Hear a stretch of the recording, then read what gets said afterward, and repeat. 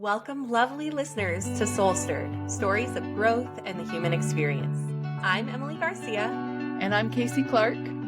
We will be your guides on this journey. We are so glad you are here. Each week, we'll come together, sometimes with other incredible thinkers, creators, and adventurers, to generously share stories of self-discovery, recovery, triumph, and what it means to live a life on purpose. No matter where you are in your own journey, connection is here for you at SoulStirred. Settle in, take a deep breath in, and let's inspire each other. Welcome to SoulStirred.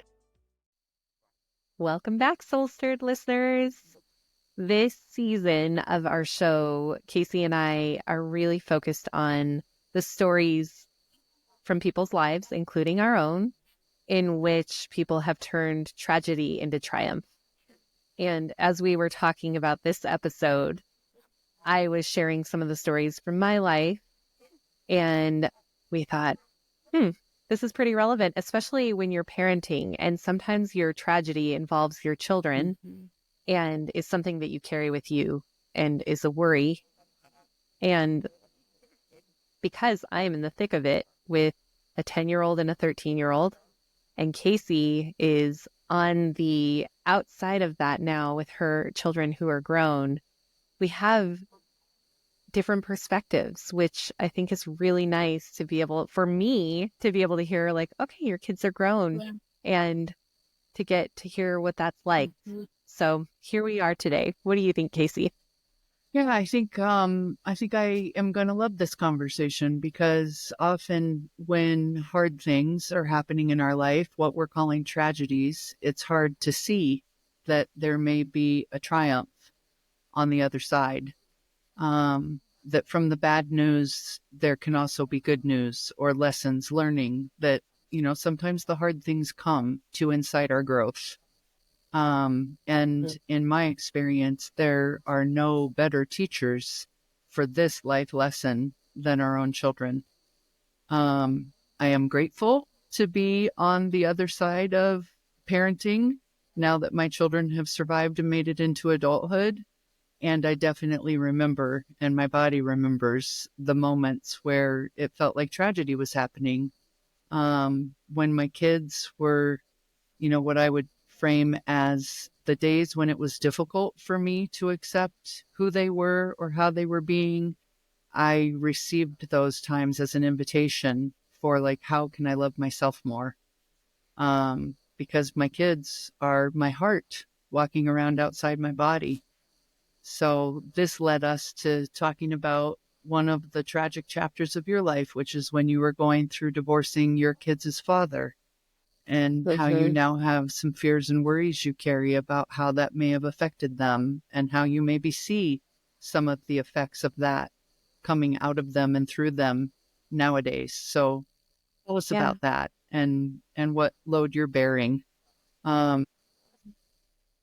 That mama guilt is a big thing. Yeah. Well, let's go way back.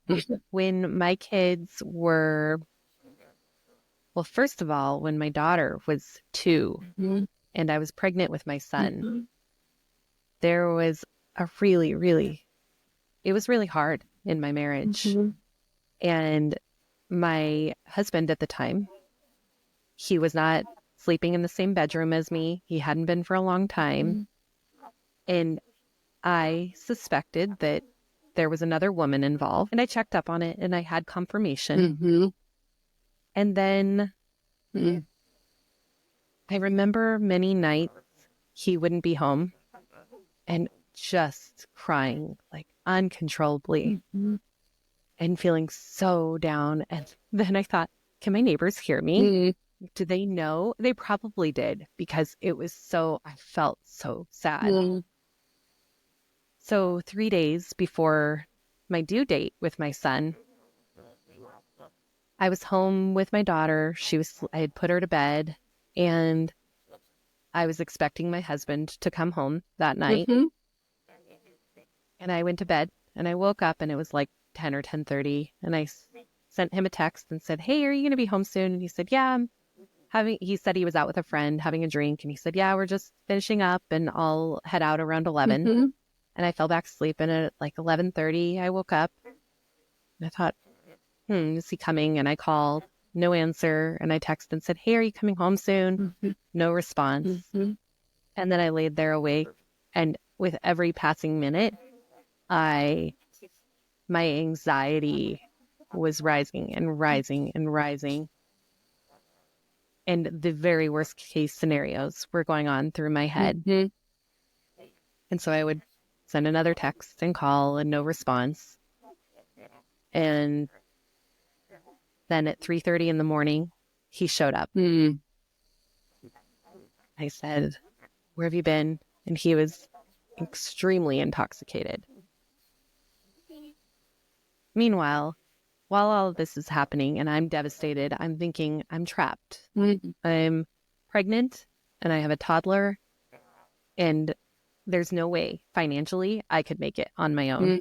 There's no way. I was working in community mental health, which, if anyone knows, that does not pay well. And I had 2 small children where it's like, there's no way. There is no way. So,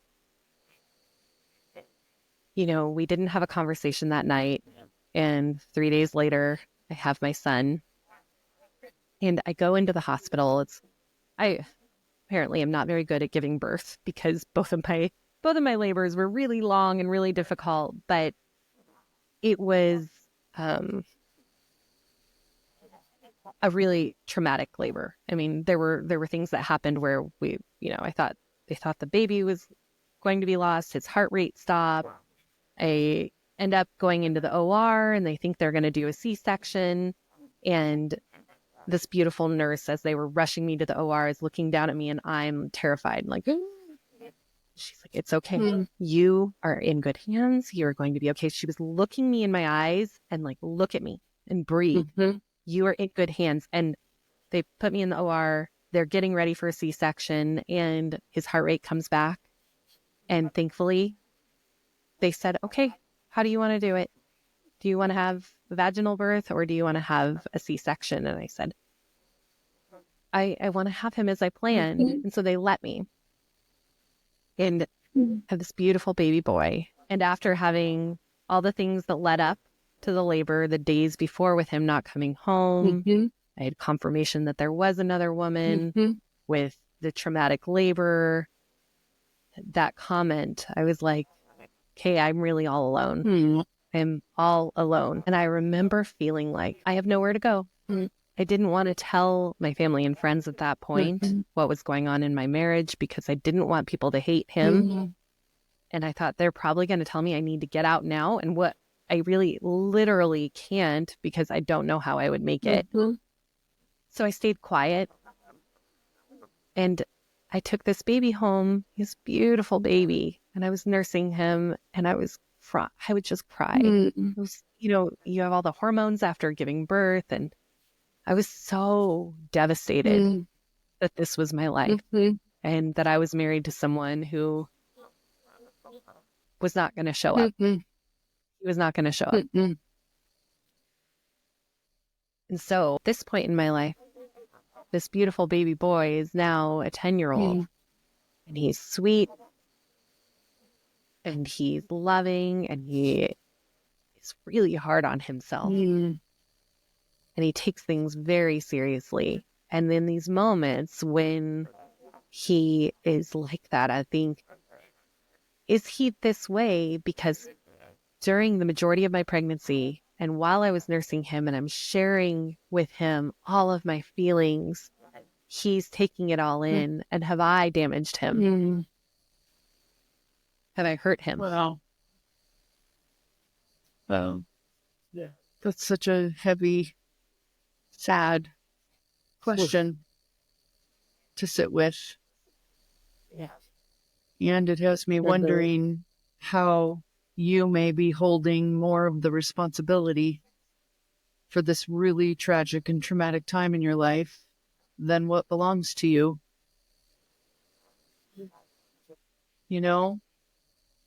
Yeah.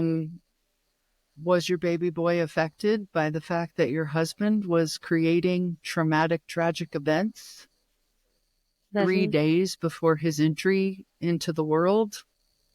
Mm-hmm.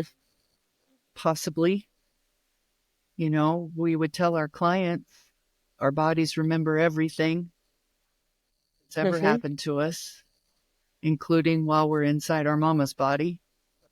Um, we share our DNA, Yes. and we also share the energetic, of our emotion. Certainly that's felt by our tender little babies in our womb.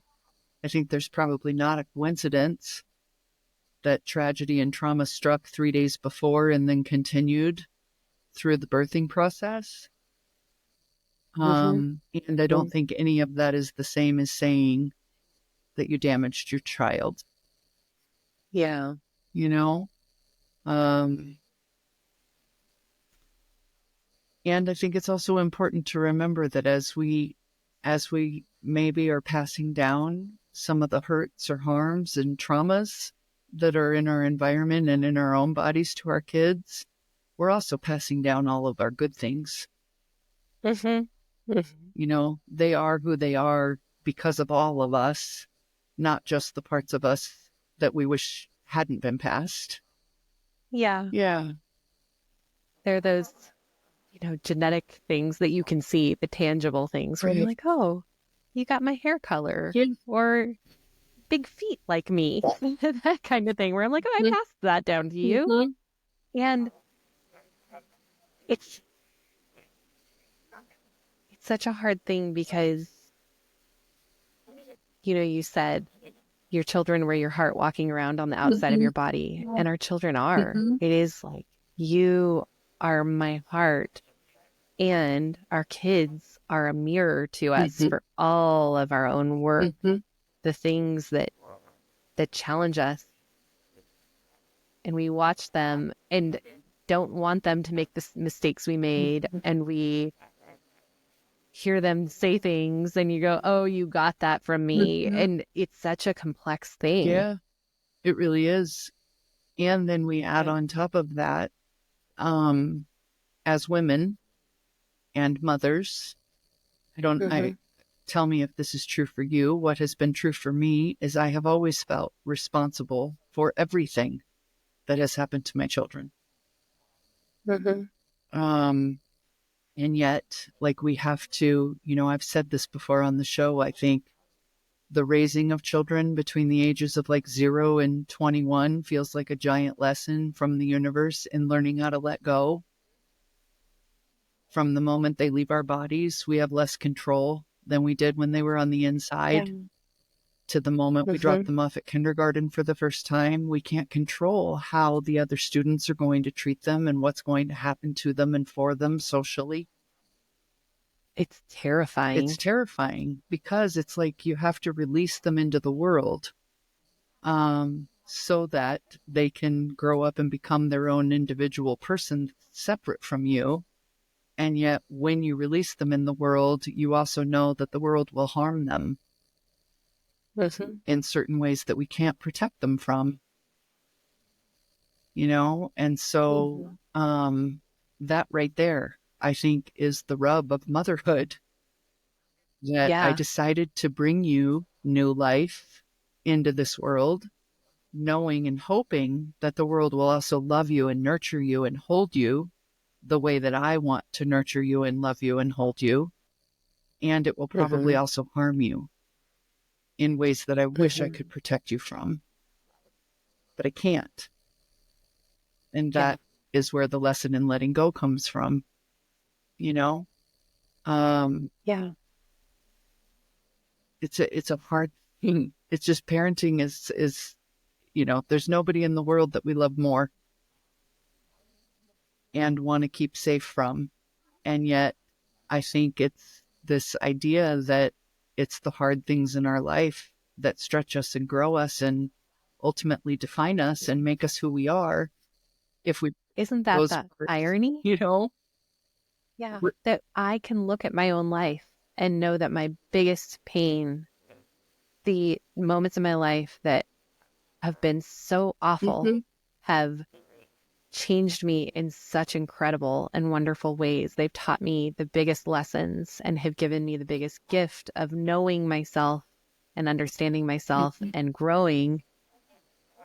But then as parents, we don't want our children Exactly. to have to do that. And that really it is the pain in life that gives you the most value. Not that you want the pain, it's what happens afterward, what you can do with it. Right. Well, those are also the things that shaped his personality. Mm-hmm. You know, he is wired how he is wired, probably in part because of some of those circumstances. And isn't that Yeah, also it's so what? much easier. It's easier to take credit for the, like, oh no, you're really hard on yourself, rather than he's also a child who's very inclusive. Mhm, He invites people to play when they're all by themselves, mhm, and he is like so good with kids of all ages, like little kids. He's like, okay, come on. mhm, And he's polite and sweet. mhm. It's just, Yeah, it's hard to take credit for that. he doesn't want anybody to be hurt or harmed or left Right. out Yeah. or believed to be bad or wrong. So can't we Hmm. see those gifts in him also as a result of some of the pain that he may have been feeling Hmm. and enduring and experiencing surrounding the circumstances of his birth? Yeah. You know, he Hmm. became wired as an emotionally sensitive. He's an empath, a highly He really sensitive is. person. And could that be attributed to the fact that his mom's heart was breaking wide open at the same time that she was nursing him with the milk he needed to live and thrive? Maybe. Hmm. But isn't that Hmm. also a gift? Maybe. Yeah. You- Yeah. Mhm. And then his sister, she had a totally different experience. Yeah. She's almost 3 years older than him. She's 2 years and 9 months older. And so it was so different. And she saw things differently. And I protected her from all of it as much as Mhm. possible. But she has formed her way of being as part of that too. Mhm. What do you see in her? She's an interesting kid because she doesn't always look like she's upset about something. She is not a crier Mhm. like me. Mhm. She is like very like she looks so strong. Mhm. But then if you bring something up to her and you say, "Hey, this hurt my feelings," or I want you to know that what you said to that person could be really hurtful, she takes it so incredibly Mhm. seriously. And she cares so much about not hurting the people in her life, but it's different. Yeah. And you Yeah. see how that is relative to the effects of this as well. Yeah. Yeah. And I think because she was talking and she was, understanding things that were going on in our lives. And, the next part of that story is it took me a year and a half before I finally said, this is enough, Mhm. and gave an ultimatum and said, you either rejoin the marriage Mhm. or it's time for you to go. Mhm. And there was a 3 week window, and 2 weeks later he moved out. Mhm. And that was the beginning of the divorce. Mhm. But during that time, she understood so much more. Mhm. She heard conversations. She's like the kid that can be in the other room and you think she doesn't hear anything because she's, has a friend over and she's playing. And then later on, she would go, I mean, she was like 4 at the time, Yeah. and she'd go, what did you mean by? Yeah. And you're like, what? Yeah. And so I would have friends over or family over, and I'd say, don't talk about it Yeah. right now. Like if they brought up anything about the divorce or Yeah. about my ex-husband, or they were mad about Mhm. something that had happened, not right now. Or we would talk in very hushed Yeah. tones because she could hear everything. And there is no way to protect your kids from hearing every conversation Yeah. because they're going to. People think that the kids So, don't know what's happening inside their house. Kids know everything that's happening inside their house. Take it from those of us that worked in the child welfare industry for a few decades, where mhm, parents would for tell us sure. a story that's like, but our kids weren't around, so they didn't know that it was going on. We kept it from them. And then I'd go talk to the kids, and the kids be like, and here's exactly what happened. My Yeah, parents didn't think they I was knew. in the room or didn't think I was listening.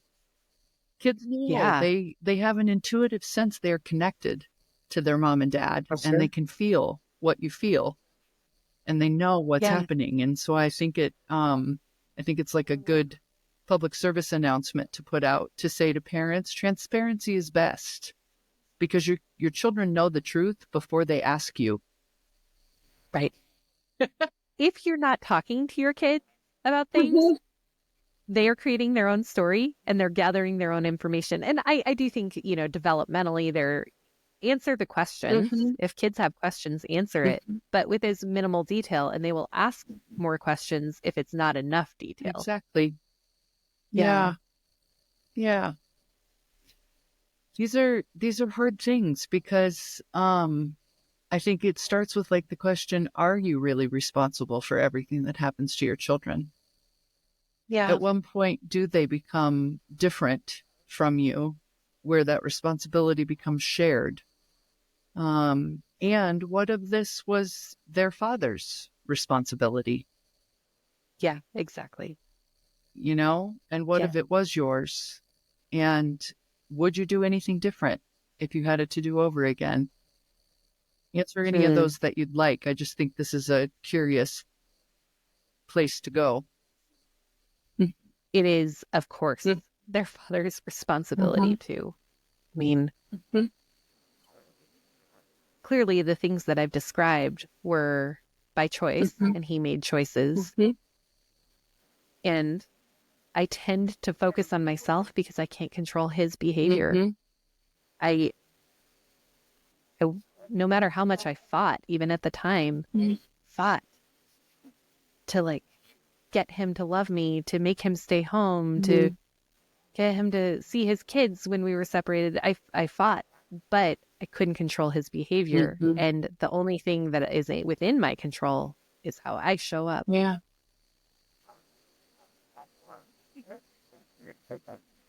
So it's a hard thing because then it can feel like I'm blaming only myself. But there were two people who were both there were 100% responsible for the relationship you were in. There were two adults who were involved, and relationships only work when two people are invested in them. Yeah. It's like what ultimately became the ultimatum in this one. Either rejoin the marriage and get in with me at 100% or let me out of it. Yeah. Yeah. It was so... I'll just say the irony about that time when I finally got up the nerve to say, rejoin the marriage or get an apartment and leave, is that as soon as he made the decision to get an apartment and leave, I was relieved. I was no longer crying at night anymore. What changed?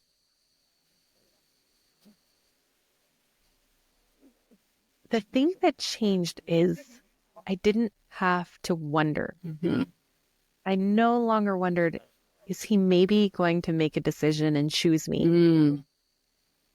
The decision was very clear. Yeah. And so it's like, the fear of the unknown, whether we're moving or changing a job or wondering about a divorce or having children, or, any of these big things in life.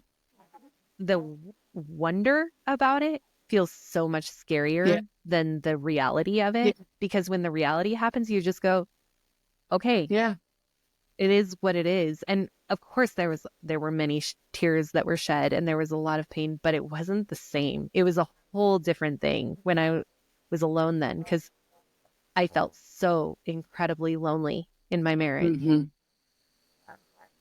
But I was just alone by myself. I was no longer lonely. Yeah. Isn't that interesting? How lonely one can feel inside of a relationship and then not feel lonely when one is actually alone. Right. What I hear in the response to my question, what changed, is you stopped waiting for him to choose you and you chose you. I did. And when you chose you, the loneliness went away. And how do you think that affected your children? I bought a bracelet at the time from Etsy that said believe, because I needed something that was on me that I could look at and go, yes, I believe I will be okay. I believe my children will be okay. I believe that there's a better life on the other side of this. And as I started to show up for myself, I really enjoyed me. I enjoyed my life. And that translated into enjoying my children. And it was also the energy that when I was wondering about our marriage, Mm-hmm.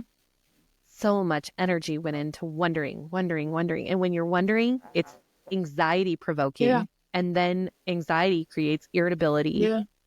And I didn't have patience. Mm-hmm. And then I was like, oh, it's our house. If I don't do the dishes tonight, no one's going to care. Yeah. I can make whatever I want for dinner or not make something where we can have takeout. We could have pizza. I don't care. Yeah. Like my energy was different so I could enjoy my children because I was enjoying my own life. Yeah. Freedom. That sounds like you had found a new Yeah. freedom. Yeah. Yeah. It was really different. Mm-hmm. And I wanted them to see a mom who could go through something, even if they didn't know the details, but I wanted them to know that their own mom could make it, Yeah. that I would do what it took to make it. And that was like, even the finances, I was like, how am I going to do it? Well, I just so happened to get promoted at my job right when the divorce was going to be final and I had to pay him out half of the equity in the house Mm-hmm. and, figure out everything by myself. I was like, okay, somehow the universe just goes, okay, you're ready for it. And it provides. Yes. Isn't that confirming the divine Yeah. intervention that provides? Like they say that when you decide to choose yourself, the universe will rise up to meet you there. Mm-hmm. And it did. Here you It go did. from a woman who's like, how the hell am I going to make it with a tiny baby and a little toddler all by myself? I can't afford this life. And suddenly a promotion comes. That's the Mm-hmm. universe confirming you're moving in the right direction. And I was so confident in making the decision that I was like, well, if I have to sell the house, we'll move into a little 2-bedroom apartment Yeah. and eventually we'll be able to, do something better. But I don't care. It was like I needed to get through the infant stage Yeah. and I needed to try everything I could in that marriage Mm-hmm. to say, I know I have given it everything that's within my ability Mm-hmm. before I was willing to say that's enough. Yeah. And so I had done all of those things that I was like, it's not about anything tangible. It's just that I want whatever is on the other side of this. And I'm not willing to tolerate this anymore. I deserve better. Yeah.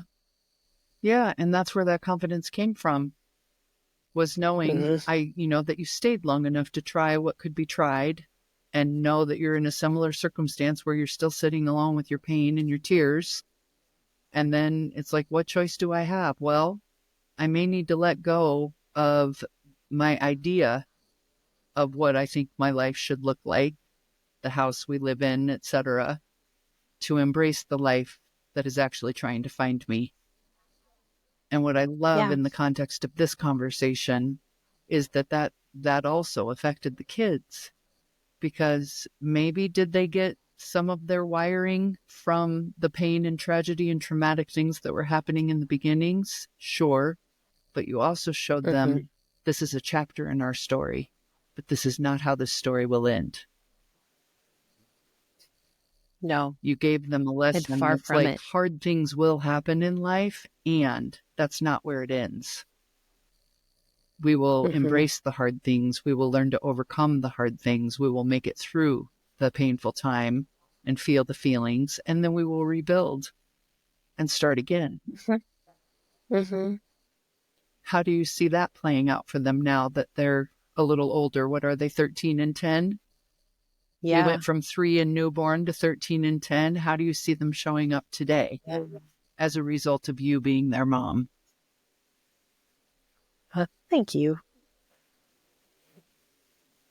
The life that we have now wasn't even in the realm of possibility when I was in the middle of all of that. When I was pregnant with my son and had my daughter, I was so terrified. And then when we went through the divorce, I was like, okay, well, I know there's something better.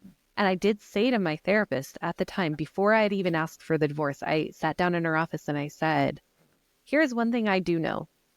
I know I'm going to end up with a good man, and maybe it will be him. Maybe he'll turn it around. But if it's not, I'm going to end up with a good man. I know that in my core. And she was like, I've never had anyone say that before, Mm. but I knew it. Like Mm. I knew. You had that wisdom was And in you somewhere, and it just knew that that was the truth for you. That's your yeah, intuition, by the way, I think. yeah. Mhm. I feel like there are a lot of things in life where you're like, well, I don't know. It could be one way or the other. And then there's some things that we just know. Mhm. You can think about your future and you know certain Yeah. things and you don't know why you know, but you know. Yeah. And so now at this point in my life, I am married to a good man Mhm. and we have a life where there's honesty and dependability. And Faithfulness. I know, yeah, Mhm.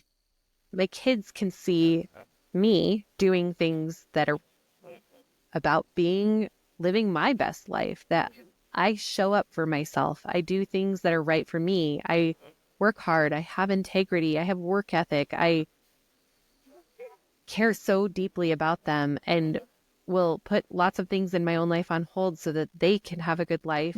And I don't know if they know all of that Mhm. yet, but I do know that when they get older and they look back, they will know it. Mhm.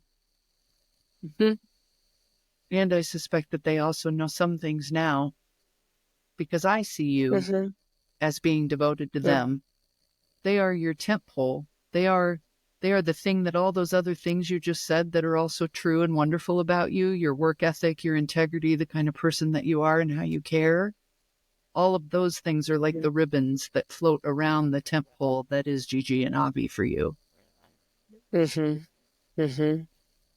So Yeah. it is like you are also handing that down in the DNA. That's like, you matter. Choose yourself. Do not Mm-hmm. tolerate other people hurting you and harming you in a way that doesn't feel good and right to you. Yeah. Stand up, believe in, take the risk, even if it means that you have to create a disruption. You are worth it. Mm-hmm. Mm-hmm. And you're giving them all Yeah. of those lessons too. And because I live within my values, my number one value, the most important, I chose the word home because home encompasses family. Mm-hmm. It's about coming home and having a secure base where we all are together. And they know that. Mm-hmm. Yeah. They know that they're my number one value. Yeah. And they know that home is wherever you are. Mm-hmm. Mm-hmm. Mm-hmm. And that they'll always have a home. Uh-huh. Mm-hmm. Yeah. Yeah. So how is all of this like reconciling inside of you now, where we started with something that really felt like a tragedy? Um, Yeah. and yet I see you as triumphant. And I feel triumphant. Mm-hmm. I I look back on that time in my life and I'm like, can't even believe that was me. Yeah. It's like, yeah, I was there, but look at I look at Emily of those days and Mm-hmm. I'm like, wow, I can't believe that was me. Yeah. And life goes on. Mm-hmm. It is, at least 50 to 60% of people experience a divorce. And for some people, it's incredibly Mm-hmm. traumatic. And other people, it's like, okay, well, it's the end of that chapter and moving Conscious on. uncoupling without trauma. Yeah. They like Yeah, they do it exactly. all with such consciousness and intention. I know. How do people do I have that? respect for that, but that's not how relationships have ended in my experience so much either. No, no.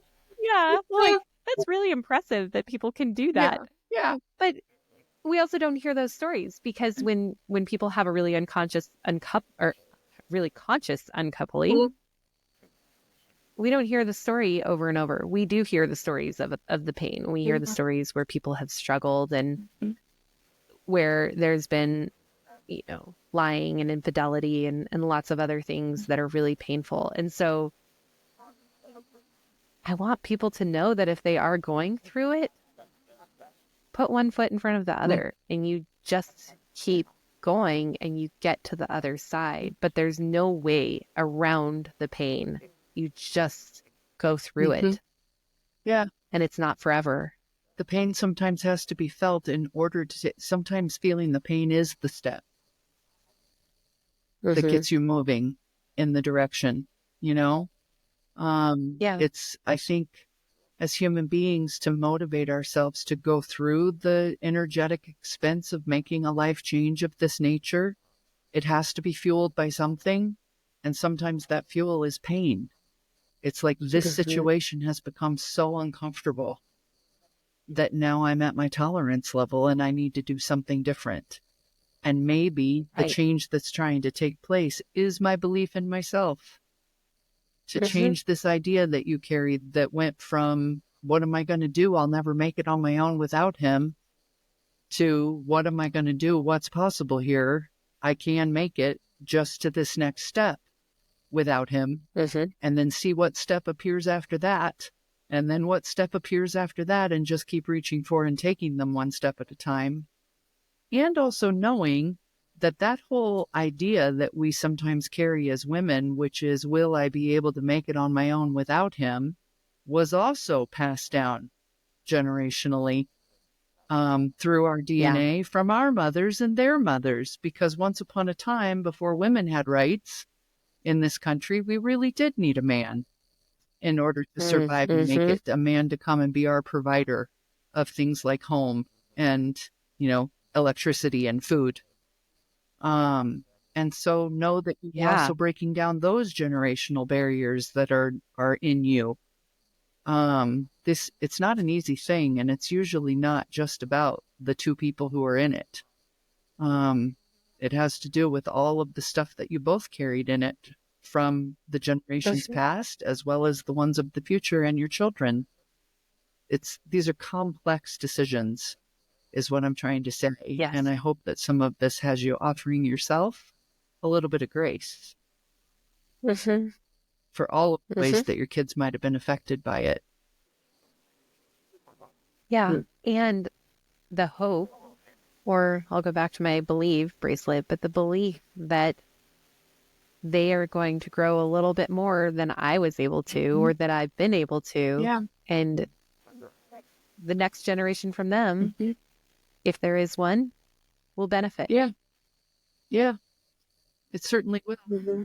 I think we can see that happening right now in our world. I like to think of our generation, yours and mine, as sort of we're like the Mm-hmm. bridge generation, I'm calling us, because we Yeah. know that coming from our parents when people really didn't get divorced as often, partially because of these societal norms and women not having the capacity to work on your own and gain your own independence and autonomy.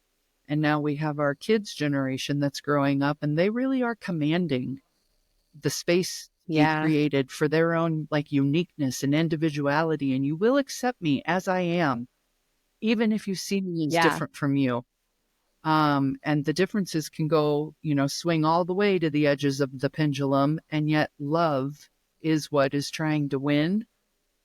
Mm-hmm. We're the bridgers of those two things. And so I think that's partially why we have had to go through some of what we've been through in our lives that have been the times that have been the most painful. But it's because we're breaking down the ideology from our parents to create the space for who our children are to come and occupy the world. Mm-hmm. And all of that So has meant true. that we have this whole generation of questioners, like questioning, is this right for me? What is right for me? How do I know what my truth is? When all of this information is alive in me, how do I discern what of it is me Mm-hmm. and what is here for me? And then what do I want to Mm-hmm. create from it? Boy, this Mm-hmm. conversation has been about the human experience for sure. And Yeah. I wouldn't change a thing.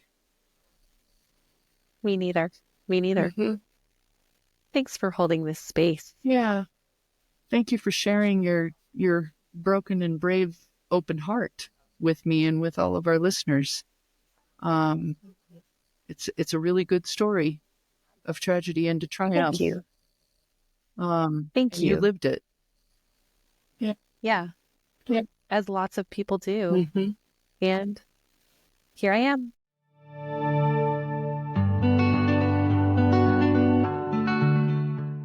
SoulStirred listeners, thank you so much for joining us today as we bring you stories of growth in the human experience. We appreciate you, and we have a request for you. If you will, take 30 seconds to do these 3 things for us. 1, follow or subscribe to SoulStirred Podcast. This makes sure you never miss an episode and helps us to make sure you never miss an episode. Head over to your preferred platform, click the SoulStirred Podcast show page, and click the plus sign or the follow button. Second, we'd love it if you could give us a 5-star rating while you're there. Finally, choose your favorite episode and share it with a friend. We are so grateful to all of our listeners for your continued support helping SoulStirred grow and ultimately inspire others through authentic connection. Don't hesitate to reach out with ideas, stories, or questions.